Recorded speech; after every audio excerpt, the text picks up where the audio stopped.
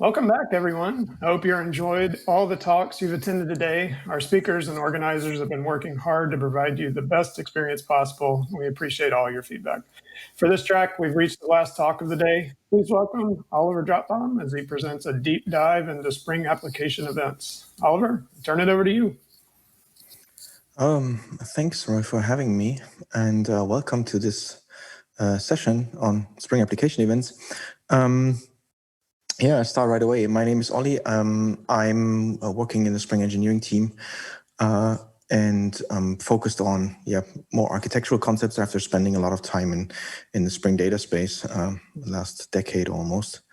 And today I want to talk about Spring application events and how I think you can make use of them in your applications, use them for your benefits, basically. All right, so without further ado, let's start with just the fundamentals, the building blocks, the APIs and the programming model. What I have here for you is a simple, like two Spring components that interact with each other, or actually it's a single one to start with. Let's assume we have some orders to manage and orders to process, and there's some point in the business logic when we want to publish an event about that business incident, basically. So the first and primary abstraction you find in Spring Framework is the so-called application event publisher. It's an interface that you can just inject into your application component and then call the method publish event on it. So those events can just be arbitrary Java objects. And the event publisher, as it's a Spring Framework abstraction, will then look for application listeners or application event listeners in the Spring application context and synchronously invoke those, right? So I have quite a few prepared. There is inside order listeners, we have one that implements application listener. That's an abstraction also provided by Spring Framework. It's been around, I think, since version 1 dot something, so quite a while already.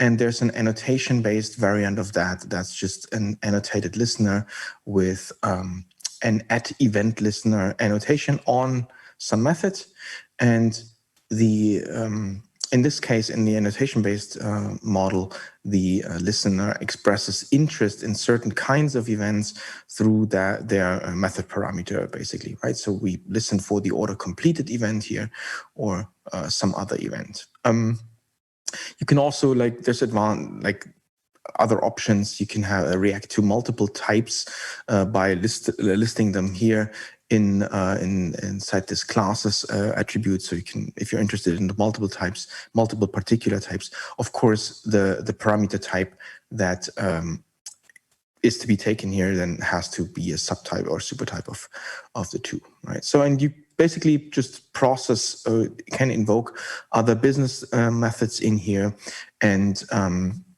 that's sort of it. So effectively, and at the very bottom, what this is just a mechanism to abstract the interaction of two, let's say, two Spring beans, for example. We come back to that later on. A word on the return type here. By default, event listeners would just receive the event, process it, be done with it. If you decide to return an object from that method, it will be published as a new event itself on the application event publisher, basically. So you can, an event can cause other events to be created. So let's have a look at what that means for the application execution, right? So we have this complete order method here. That's the method that's going to follow us through the entire talk. We're publishing one event here. We're issuing some business method, whatever happens here. Just to demonstrate that happened, we persist the order and then we publish another event, right? So let's have a look at the test case and the log output that creates. So when I run this method here, let's see what we get. Here's the interesting bits. So we're entering the method, right? So there's some logging going on here. And you see that annotated listener is actually receiving the first event. That's this thing here being executed, right? So it's directly, we're entering the method, the event is published, and it's immediately submitted to some other event here to the event listener that is interested in that.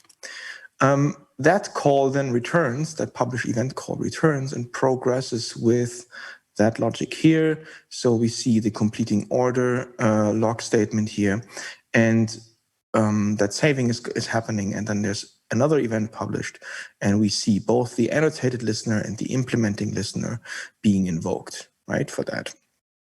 A note on the order of events, you can use the add ordered annotation or implement the ordered interface to basically express that you want to order them in a particular way. If you don't do that, it's basically undefined, the order, right? And, I get back to that in a bit.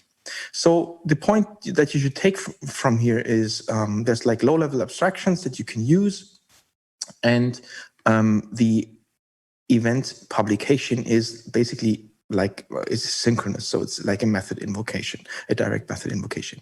You can tweak this in a variety of ways, like the synchronicity or asynchronicity. The easiest way is within the order listeners to annotate, or we're going to continue with the annotated programming model anyway. So you can have add async in here. That will then basically act like a standard asynchronous method invocation that will be executed on the thread pool with a variety of consequences, which we're going to get to in a second. Let me just quickly go here. So, all right. So what happens if, let's say, the method, the actual service method fails, right? Let's say this thing here throws an exception because something's wrong with the database. There is a test case for us to simulate that. And let's have a look at the output, what happens then. And you see that it looks like pretty much the same as before. So we're entering the method here. And we see the first event still being published. So it still says the annotated listener received the some other event, which is probably obvious from this thing here. The exception happens at this point, and you see that, you see the log output still, and then see exception being thrown at the method complete order, yada, yada, yada. So that has happened. And what's interesting here is that you don't see those events, the last events, or the events consumed by the two listeners, which is what we expect, because again, it's synchronous invocation. It's basically like worked like down step by step. All right. So with that, as there's the fundamental abstraction, there is another caveat to that, or another aspect to that, which is, let me go back to the example actually and show you the second one. Something that I personally don't like that much is that we now, within order management, within a business component, we actually have we need to refer to a Spring Framework abstraction. We need to auto-wire or like inject in Spring Framework abstraction here, and technically take care of publishing the events, right? So we write this kind of code. It's kind of procedural.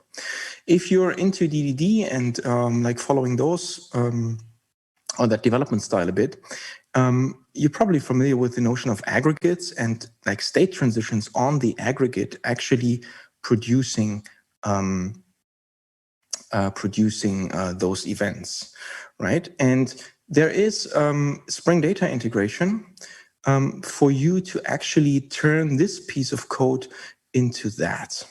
Let's see, what does that look like? So effectively, the reference to the application event publisher is gone, and all we see is that order save invocation on orders complete. So where is all the event creation actually gone, right?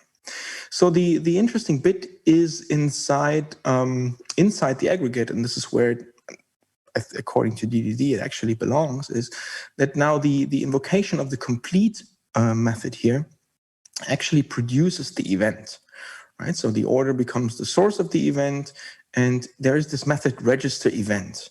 And that's actually provided by a Spring Data base class, basically, that I've used in this case, that collects all the events that are registered inside a list, and then has like two methods on it, namely after domain event publication and at domain events. The latter is actually exposing the events to the infrastructure, and after domain events publication is called after the events were published in the first place.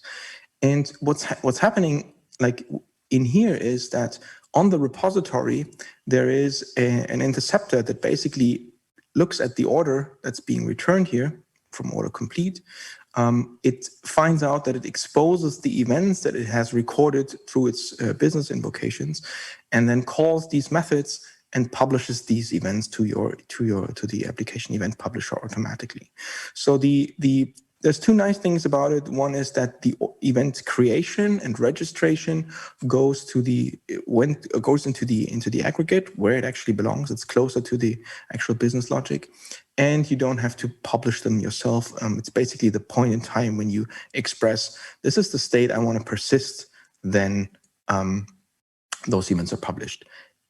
Like from an execution point of view, there's nothing different here except that like all events are published at the invocation at this point in time here, right? So if there's no way right now to actually let's say publish events, do other stuff, publish events again, and what have you. They're all published in one go, right? That's available on all Spring Data repositories out of the box. All you need to have is a class that exposes methods annotated with at domain events and after domain event publication. And that there's this base class, I think, in Spring Data that you can extend for an abstract aggregate root. All right, let's jump back to the slide deck. So it says transactions next. So fundamentals we had. Let's go to transactions. I mentioned that there is like the actual events publication is a synchronous thing, right? So it's actually a single thread. There's no multi-threading involved yet, except you're using at async. So what does that mean for the execution when transactions come into play? Because we like there's consistency guarantees, right? That we want to pursue here. So it actually works as follows. So this green thing is our complete order method. Like it's a call on the Spring Bean, and that method actually decides to publish an event through whatever means that you've seen before, right? And the framework then publishes those events to all event listeners that we have. And then we return the method execution. That's what we've just seen in the code in the first place. And that means that like until the method actually commits, like everything that happens in the event listeners also takes part in the actually ongoing transaction. By default. I mean, there's means to change that. Like, as I said, it's basically as if you called a method on a Spring Bean in the first place. So if that's set up to use a new transaction, then that would cause a new transaction to be created. But by default, it's basically just this very same transaction, which makes it kind of interesting if you, let's say, move your code from that like imperative style to that event-driven style, because it doesn't actually change anything about transactional semantics in the first place. Let's say we have an inventory that keeps track of the stock of let's say products, and like previously we've thrown an exception to basically signal an overdraw in the amount of, let's say, TVs or something to be ordered. That would still just work the same, right? We see that in detail in a bit.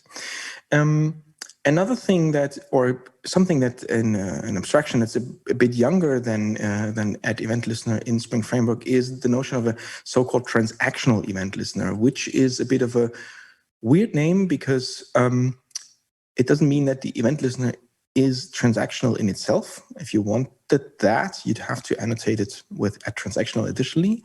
It actually means that those event listeners are invoked when the actual surrounding transaction or the transaction surrounding the method that you originally invoked is actually committing, or you can bind them to different transaction phases.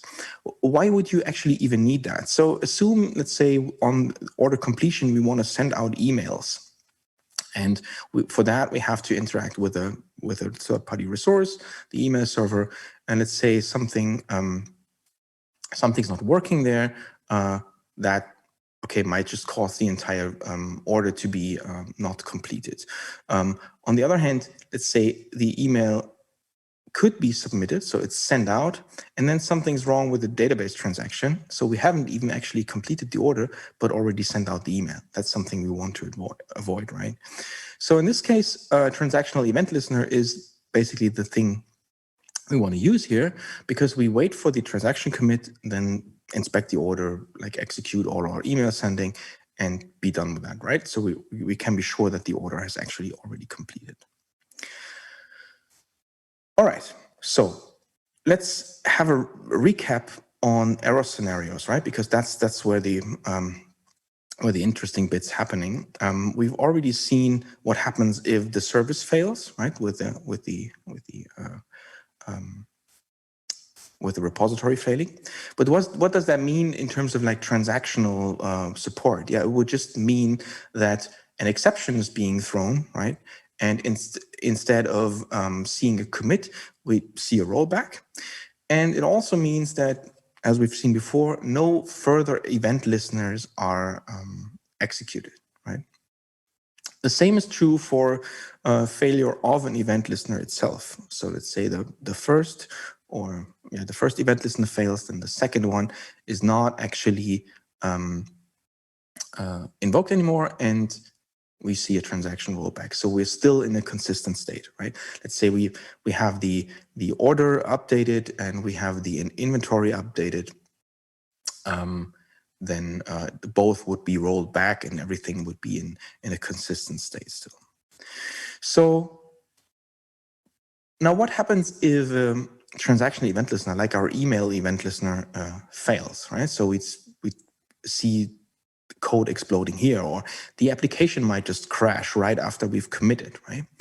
This is actually a problem because unless the transactional event listener takes care of immediately keeping some kind of log with the application or with the events it receives, it doesn't actually, or it loses the fact that it got that event handed over to itself, basically, right? So let's say that email sending fails and we throw an exception and there's no proper state keeping here around, then we're not going to get this event fired again, right? So we're not losing the event because it would still be the event would still be published to all other transactional event listeners, but that particular invocation, that publication is lost. That's what we talk about. All right, so let's have a look at what this looks like in again in the logs, or in the logs when we execute stuff. This is where we go. Let's close all these transactions. Let's start with the test case. You've seen the scenario already, so I don't have to show you the actual domain code anymore because it just looks the same. Let's have a look here. So we're entering the method. That's the success scenario. We're entering the method. We're completing the order. The at event listener components are invoked. We're leaving the method, and after transaction completion, we see the configurable transaction event listener and the transactional listener being invoked here. They are just the same. Let's have a look at those real quick, but they're just like annotated with at transactional event listener, just like by that ordered on transaction commit. And this one is configurable to fail if set to fail. We're going to use those, use that in a second. Let me quickly increase, or let me just briefly show you, or have that enabled here and rerun this so that you see that the transaction work going on here. There's a bit of noise created by that because of JPA and the entity manager. So you see there's a new transaction being created for the method, and then we're leaving the order. Then this after completion synchronization is triggered here after we've committed the transaction, and that's where the events get published, right? So just for reference in this case.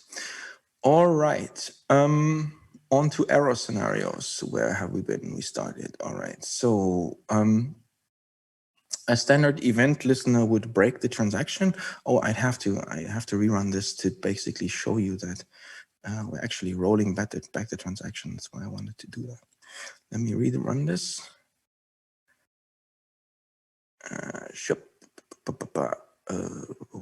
Yeah. So you see, lost in logs. There we go. So we're entering complete order. There is a transaction created, of course, before the method is entered. That's fine. So we're participating in that. When we save the order update, we invoke the actual listeners here, and then there is an exception being thrown, and that causes the before completion synchronization, the rollback. And again, you see no transactional event listeners invoked, right? That's the story here. The same happens for if an event listener actually throws a failure. But now we're coming to the interesting part, and let me show you that in a second. So what if the transactional event listener fails? So there's an exception being thrown that's already expected. So the transactional event listeners are triggered after transaction commit, right? So the configurable transaction event listener receives that event. The test case has configured that to actually produce the exception, which it does, with a meaningful exception message, not. And you see that the other transactional event listener still sees or gets the event published. It's just that the failing event listener, transactional event listener, is actually just failing, and there's no way for us to actually handle this case like out of the box right now. Like this is still a problematic case. So what can we do about this? There's been some engineering work going on, some prototyping that leaves us in a slightly improved state with that, because we're already dealing with a transactional resource, and Spring Framework at the point in time when we publish the events, we already know about the transactional event listeners that would have to get that event, right? And what we can do is the following. So for all of the transactional event listeners that we know about, we could write some kind of log, like right within the very same transaction, and basically register transaction event listener X is supposed to see that event, and Y is supposed to see that event too, and yada, yada, yada. And so we write this kind of log, or these log entries, with the original transaction. So when that commits, we know which transaction event listeners we have to notify.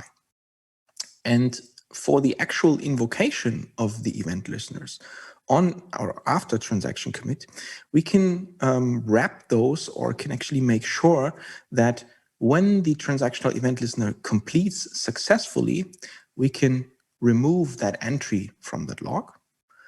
And when it fails, we can keep it around, right?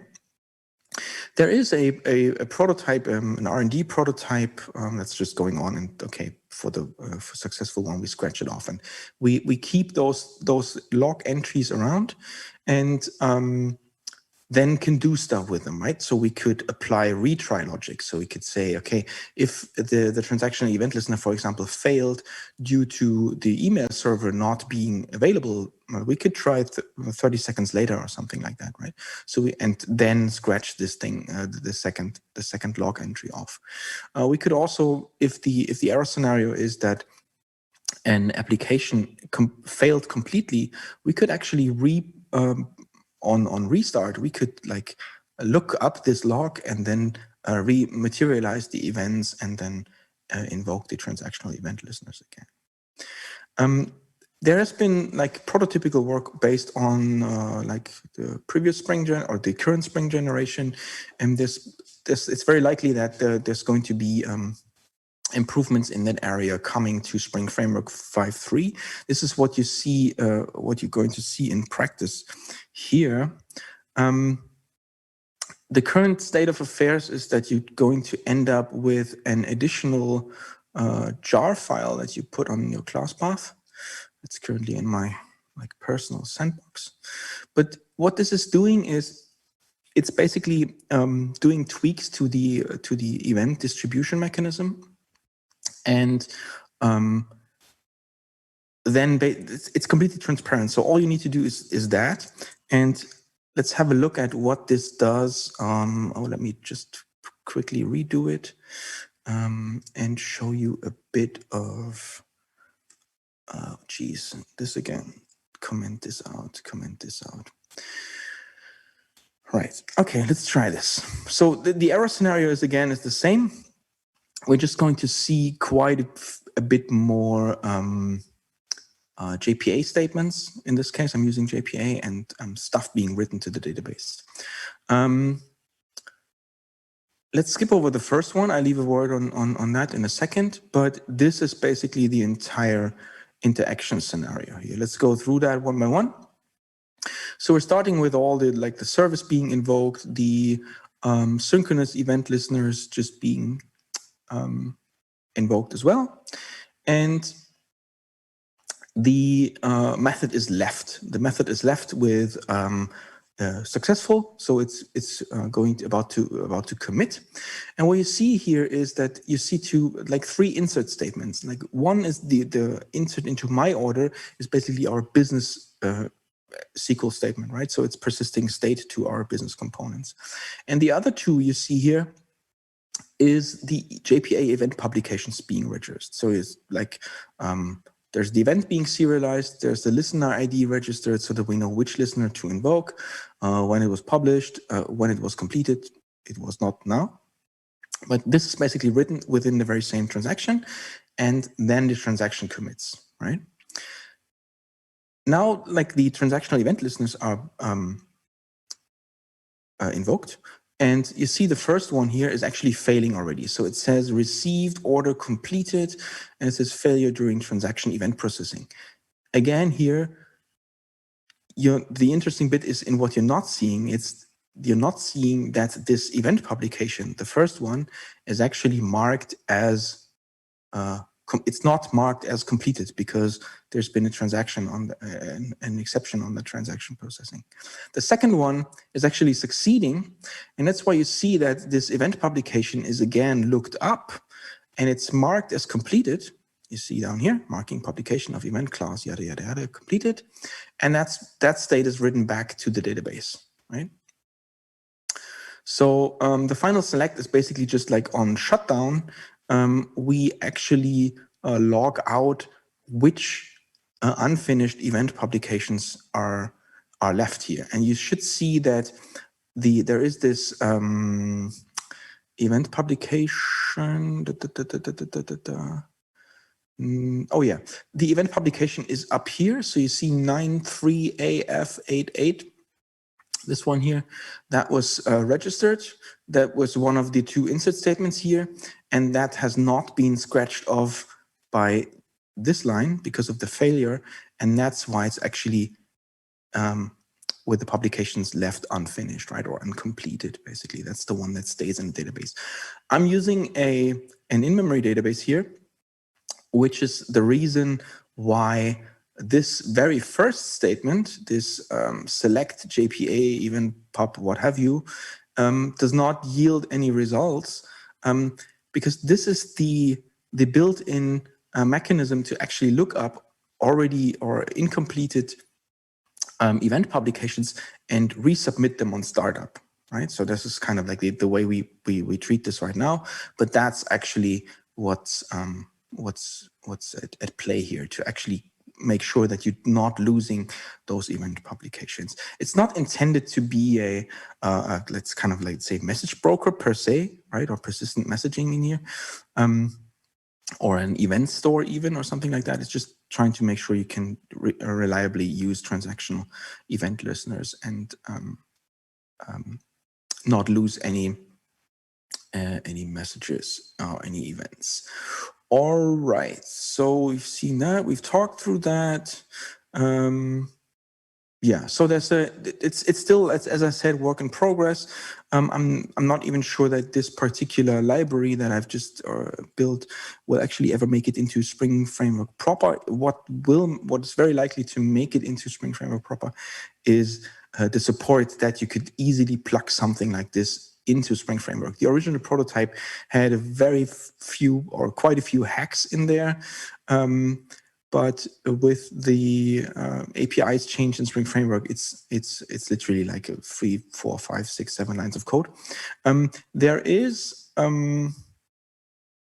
a couple of things are pluggable in there. Of course, the support for the actual persistence store. I'm using JPA here, so there's a JPA implementation of the event publication registry, and we're using event serialization is done using Jackson, because you somehow have to turn these objects into something like writable to the database. But these are pluggable abstractions, so that you could, let's say, have a JSON serializer, or just plain, you could basically use Postgres JSON columns to actually store those, what have you. So there's storage and serialization mechanism is pluggable for that. All right, we've seen that. Yeah, so coming back to the final topic. So how can all of this, now that we've basically ramped ourselves up with all the bells and whistles and all the gears that you need to actually to properly work with application events, how can you actually make use of them in your application architecture, and how would that change the way you build a system, and how would that change or affect the way that your application components interact, right? That's the interesting bit. So to expand on the example a bit, there is, let's say we have this inventory that is supposed to be updated when an order completes. And we're about to start having a look at what this would look like if you implemented this without events, even in your like realm of in your solution space. You're not, let's pretend you're not aware of these events and of that mechanism before, like in the first place, and what would that look like? So let's say we have this inventory here. Again, we say transactional, we complete the order, and then we have this kind of like transient, or not transient, is peripheral functionality to be invoked on order completion, right? And on the inventory side of things, we just like log stuff because we would do other things again, right? So this is like the way that typical Spring applications look. And what's interesting here is that I've tried to actually to represent that with like two packages. It feels like it's two different kind of like logical modules, say bounded contexts, what have you. because the interaction with the order repository is not that problematic, right? It's part of the entire order management facilities, but the inventory is like already, I mean, it's kind of neat, right? So it's easy to reason about the code here. But there's also a couple of problems. Like one, for example, is that because the completion of an order is such a significant business event or business incident, it's very likely that this here or this point down here is likely to become some center of gravity for additional functionality, right? Let's say we wanted to add some kind of rewards program to the overall system. We can have an entire team like implementing all of this in a separate package and like in a separate or separate from the order and the other teams. But in the end, we're not going to get around actually adding, let's say here, rewards dot update rewards or what have you, right? Something that doesn't yet exist, but we have to touch that code here and to actually integrate that functionality. So that makes it like adds complexity here, right? So it makes it harder to test. We're going to have a look at how a code like this is usually tested, like unit tested. And we also have to ask ourselves, like, if we add this kind of like peripheral functionality, do we actually want that to break our transaction, right? I mean, if you follow DDD, a transaction or a strong consistency is only to be expected on a single aggregate. I'm pretty sure the inventory here is updating other aggregates like the, let's say, inventory items, what have you. The rewards program is also updating other aggregates. And we're kind of like spanning the transactional boundaries get bigger and bigger the more functionality we add here, which is something we might want to avoid at least at some point, right? In this case here with a single like third-party component or a third component, it's not that problematic. But yeah, just let's have a look at the test or at the test case and see how this would actually become more problematic. So what we have to do here is, or the way we actually usually write unit tests for that is there's some mock we're using mocking in the first place. There's some definition of how those mocks have to behave, and then we verify on the interaction with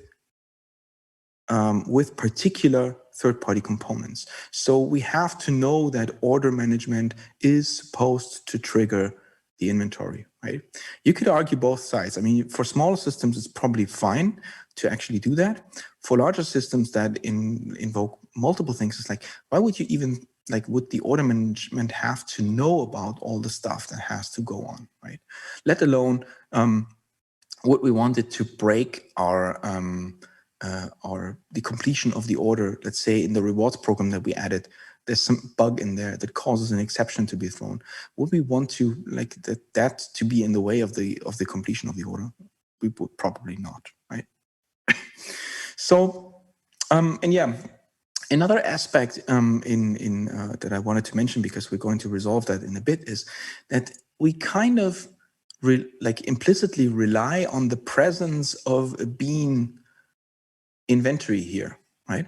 And I mean, that might be something like, yeah, but what's the point? I mean, imagine this thing to be built as microservices, then the inventory would be, or could be, a separate service. So something that we would reach out via HTTP, or we would even use like a message broker or what have you.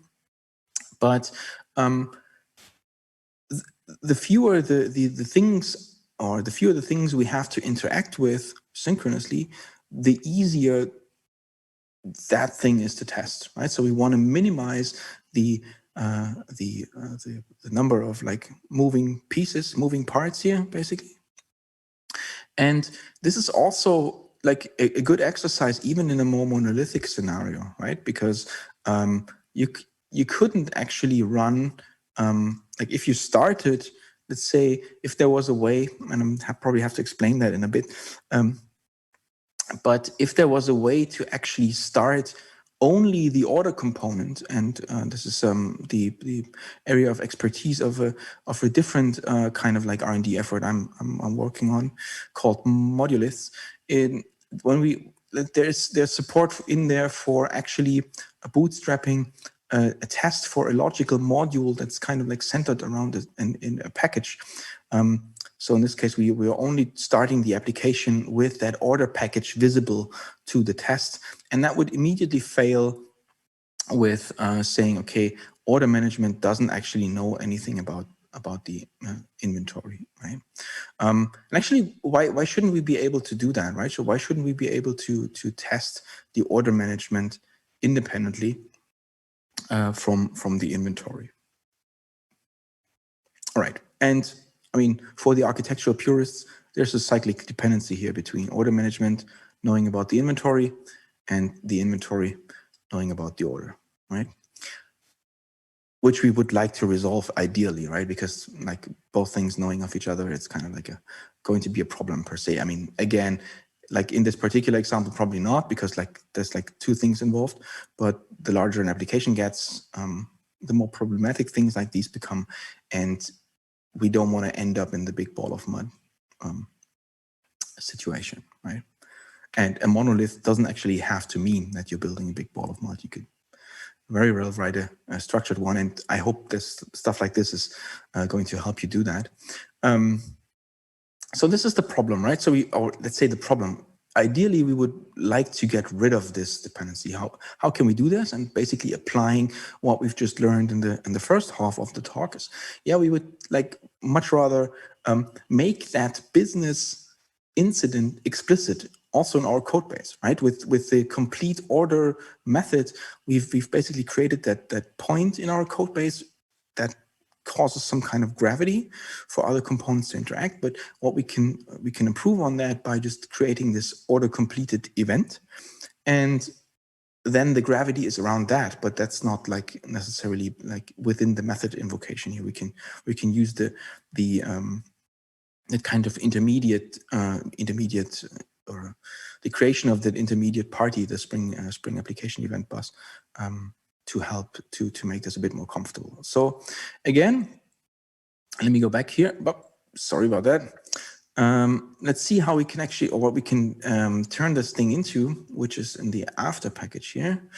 So again, a bit of application configuration. So we've changed order management to, again, like look as clean as we've seen it before, right? So no notion about the inventory, nothing at all.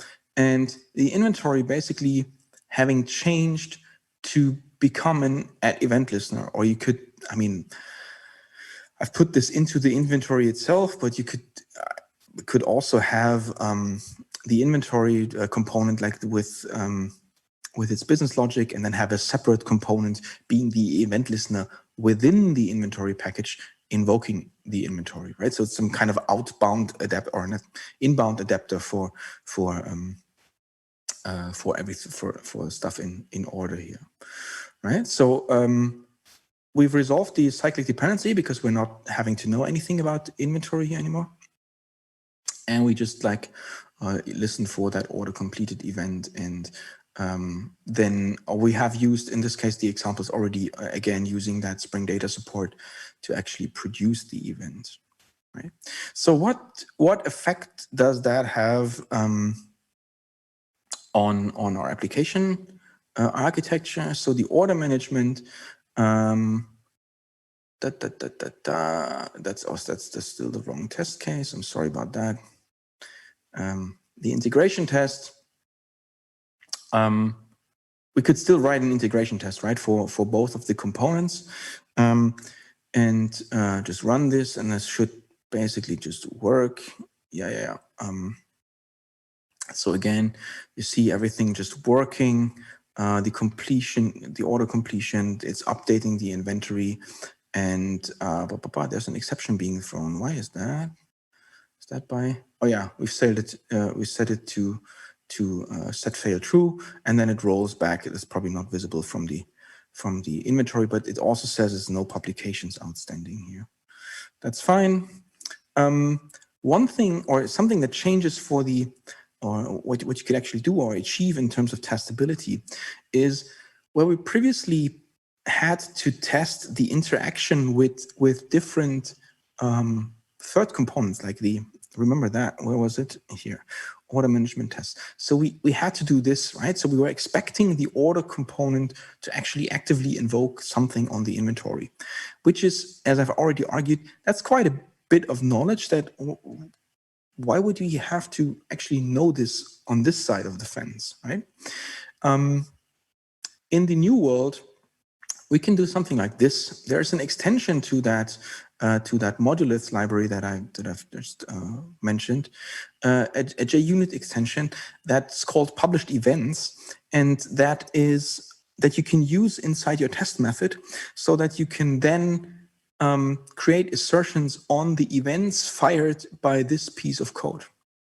Right, so it's like basically it registers some kind of event listener, it executes that kind of code, and then exposes all the events that have been occurred since then to you via this API. So you can ask for, okay, we want a single order completed event for the order, for that particular order that we've created here. Right. So, and like on the other side of the fence, like on the inventory side, you would basically just write code that manually invokes the on order completed event. You just programmatically create an event and then basically invoke the inventory and then assert on the interactions that you expect on that side. But you don't actually need this kind of knowledge when actually writing order module or like tests for the order management. All right. So that kind of helps you to let's kind of decouple the like different components, different modules. I wouldn't necessarily. I mean, there's some obvious limitations here, right? So if we want to send events, like methods that return something that we actively expect a return value from, are not good candidates to be replaced by this. I would like strongly suggest for you to get an overview about, like, let's say, your application, whether it's a monolith or a microservice. It's going to have some structure internally, right? And even if it's like just two packages, you'd and revisit the Spring Bean references that cross these module boundaries, like the internal module boundaries, like in this case with inventory and order. And for those, try to move them to this kind of fire and forget mode, and then actually replace them with that eventing mechanism. And whether you could argue that inventory, this is still the same synchronous transaction participating execution style that you've seen here. You could also go ahead and say, okay, let's move to eventual consistency and have this way. But this is something you can decide based on your like consistency requirements on your business scenario, right? But by default, I'd move to this first because that gives you all the benefits in terms of testability and what have you. Another word or a final word on, like, let's say this is like a monolithic structure here. So what if we wanted to externalize these events, right? So it's pretty easy. Again, I try to keep my actual business logic as clean as possible, still produce these events, and then just have a separate class, for example, that acts as event listener on, let's say, even the order completed event within the order management here or within the order package. You can have an event listener that listens, is a transactional event listener for that particular event, and then publishes the event to some kind of Kafka or JMS AMQP broker, what have you. But that allows you to cleanly separate the two things, right? These events are really supposed to be like business driven. It's like something like order updated is probably not a good event to actually publish, but it's really gotta represent some kind of business incident. And also with that separation of, okay, we're using events internally, and maybe we just externalize some or like 2 or 3 of them to external parties, but not all of them, right? So there's this kind of like the differentiation that you can have in place. All right, with that, So we basically moved from this model, like from the model on the left side. Let's go back to here.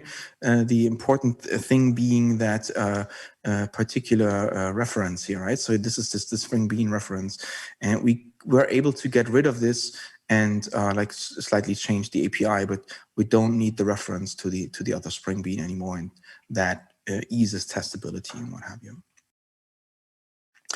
All right. I've got a couple of resources for you. The sample code will be on GitHub. It's not yet because there's still stuff to be merged into Spring Framework proper. And before that, you unfortunately cannot build the project as is because, as I said, I need Spring code merged into Spring Framework first. There's this monolithic library linked on GitHub. And another talk of mine where I briefly touch on everything I've just talked today, on the consistency stuff, in the context of moving from a monolithic system to a microservice system, and maybe it being enough for you to actually properly structure your monolith, right? And I hope the stuff you could see here, or that you saw here, is helpful in the course of that. With that. Yeah, there's going to be a Q&A session. There's a Slack channel for that in a bit. I wanted to be on time because some folks are probably going to want to jump to the main stage following up. But in fact, I'm going to answer questions. It's pretty late here. It's almost 11 p.m. in Germany. So I'm not sure how long I will be still around for today, but I'm definitely around tomorrow.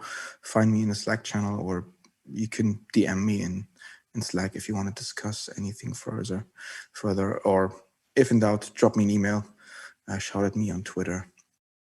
Thank you very much for your attention, and have a great SpringOne 2020.